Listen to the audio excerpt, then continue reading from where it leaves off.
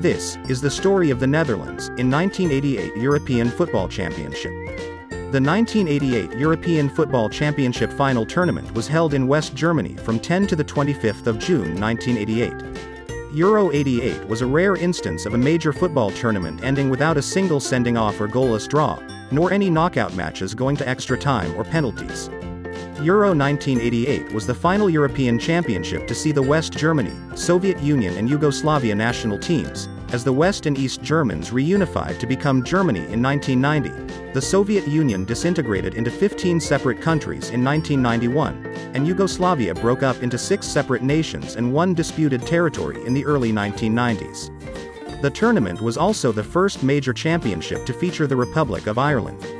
The 8 nations to make the final stages were Italy, Denmark, Spain, England, Soviet Union, the Netherlands and the Republic of Ireland, along with host nation West Germany, whose fearsome side featured the likes of Lothar Matthäus and Jürgen Klinsmann.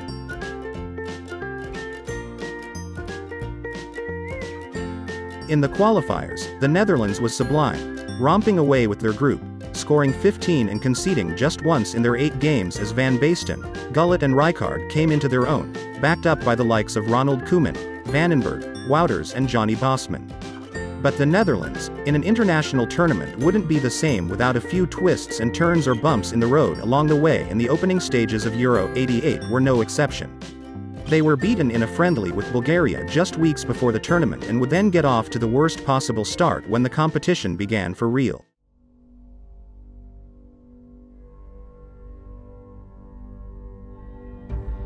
As Van Basten sat on the bench nursing a recurring ankle injury, Vasily Rat's stunning low shot for the Soviet Union ensured the Dutch would lose their opening group game, much to the surprise of those who had tipped them and their enigmatic trio to go all the way and win their first ever tournament.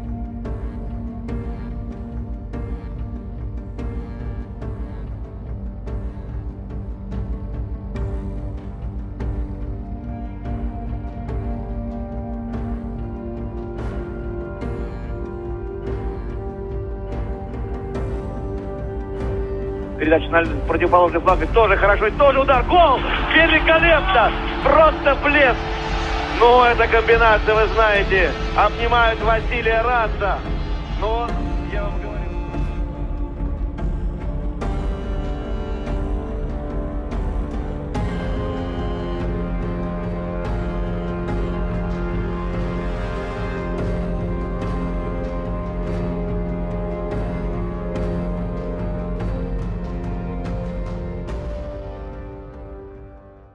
It was England next, the side they had played off the park in a friendly at Wembley a few months previously, but, somehow only managed to draw with. It was a must-win game for both, as England had been turned over by Jack Charlton's Ireland in their opening match, much to everyone's surprise. Desperate for the points, Michels decided to take a gamble and play a half-fit Van Basten to lead the line. The risk paid off as the explosive frontman ran England's defence ragged, scoring 3 times in the process.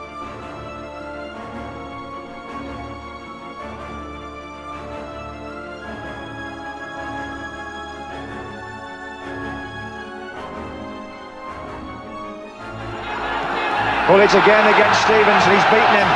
Van Basten in the middle, arriving now. That's Van Basten.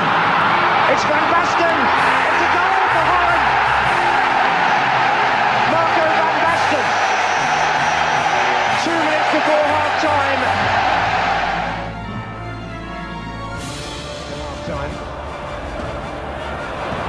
Robson. Oh, he's got it back. It's Brian Robson. A great chance. He scored. The captain's done it. England are level.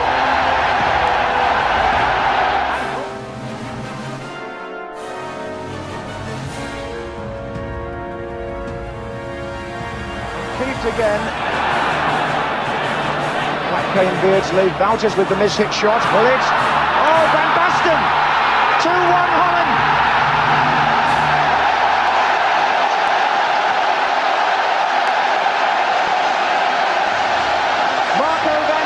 Scores his second. Kieft. Oh, Van Basten.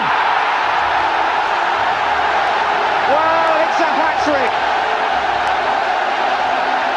And the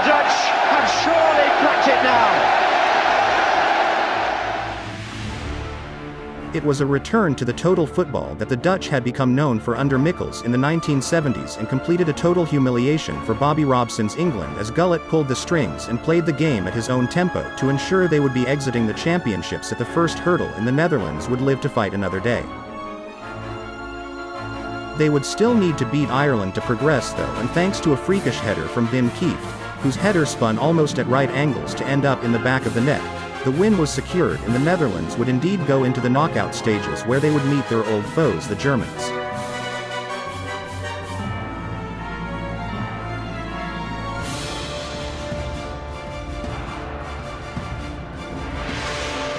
Wouters, Koeman, Kieft. It's a goal!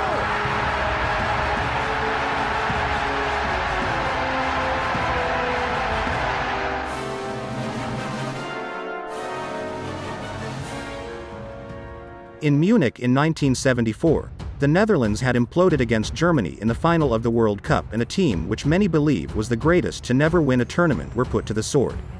This, then, was not only a chance for revenge but an opportunity to put right the many wrongs which the Dutch had experienced on the international stage in the past. In a bad-tempered affair, the Dutch abandoned any thoughts of trying to play their opponents off the park, opting to outmuscle and bully their opponents that night. Netherlands was, perhaps, a little fortunate to keep all their players on the field as they repeatedly kicked and harassed their opponents into submission, and after going a goal behind were handed a reprieve when they were awarded a dubious-looking penalty, which allowed Ronald Koeman to cancel out Lothar Matthäus' earlier spot kick. But with the game heading for extra time, it was perhaps fitting that it would be that man Van Basten who was to illuminate such a cynical encounter with a beautifully taken goal on the stroke of full time. Ahí va Matthäus. Y aunque ha llegado a tocar, ha marcado el gol Lothar Matthäus para Alemania. Ha llegado a tocar muy bien Van Breukelen, pero no pudo.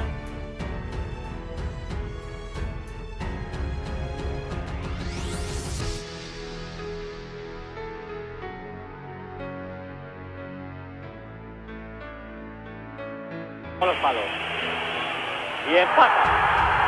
Empata Ronald Koeman el partido. Ahí tienen a Rinus Michels a los 29 minutos del segundo tiempo.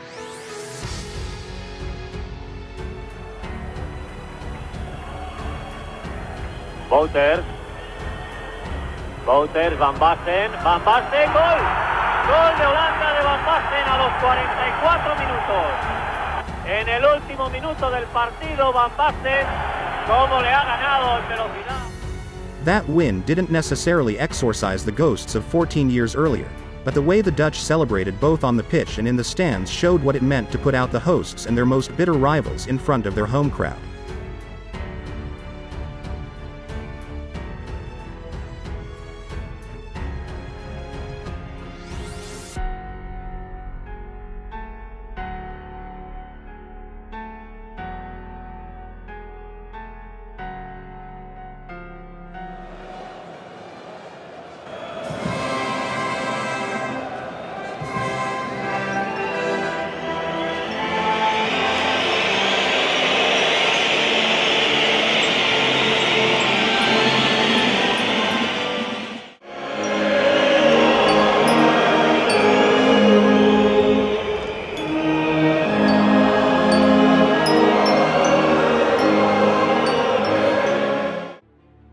And so it was the Soviets, who had beaten them in the opening game just a couple of weeks before, that they would play in the final in Munich's Olympic Stadium, the very same stadium where Michels, Cruyff and Total Football had been humiliated in 1974. But this side was a stronger and more resolute, as well as offering plenty of artistic flair. A crowd of over 72,000 turned up for the final at Munich's Olympic Stadium, the vast majority Dutch fans. It was another battle in which the momentum shifted back and forth.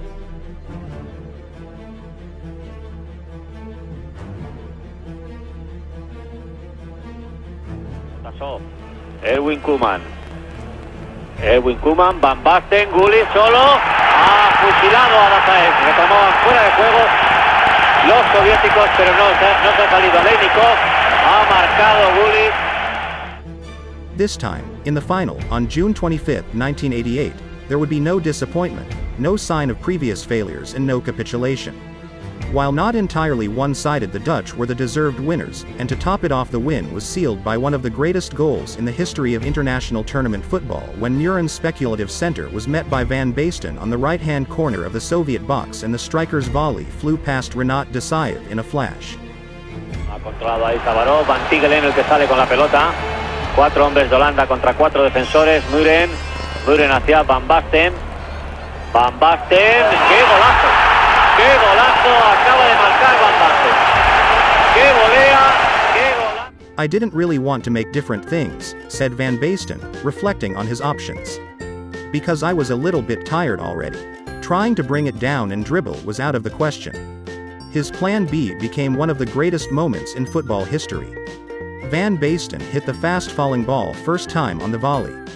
He caught it so perfectly that it cleared Dzayev, the best goalkeeper in the world at the time, before dipping under the bar and landing just inside the far post. 1988 ended a long, often tortuously frustrating chapter for the Dutch national team, and the joy, combined with understandable relief, was there for all to see.